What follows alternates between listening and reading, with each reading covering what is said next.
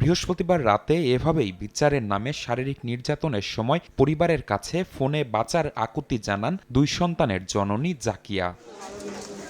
বিয়ের প্রতিশ্রুতি দিয়ে রাজধানীর পশ্চিম নন্দীপাড়া এলাকায় জাকিয়ার সঙ্গে দীর্ঘদিন বসবাস করে আসছিল খলিল। পরে বিয়ের জন্য চাপ দিলে সটকে পড়েন তিনি, যা গড়ায় বিচার সালিশ পর্যন্ত।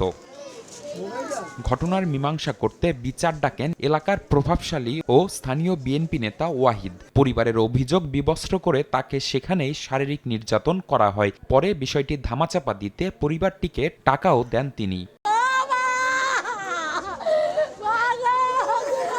বিচার না পাওয়ায় জাকিয়া বেছে নেন আত্মহননের পথ।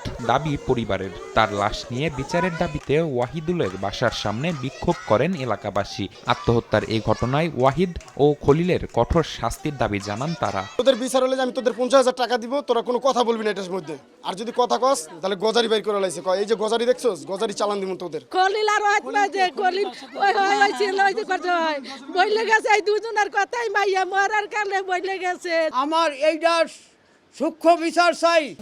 নগদে 500 টাকা বা তার বেশি পেমেন্টে পেতে পারেন ঢাকায় জমিসহ 20 কোটি টাকার পুরস্কার। পুলিশ বলছে, এ ঘটনায় জড়িত ওয়াহিদ সহ 4 জনের নামে আত্মহত্যা প্ররোচনার মামলা দায়ের করেছে পরিবার। মেয়েটার আত্মহত্যার সহায়তা বা প্ররোচনার যে বিষয়টা, সেটা তো প্রমাণিত, কারণ ওই মেয়েটার তাদের যে একটা বিচারের নামে তাকে নিয়ে সে রাগারাগি গালাগালি করা হয়েছে, এর পরিপ্রেক্ষিতেই সে আত্মহত্যা করেছে।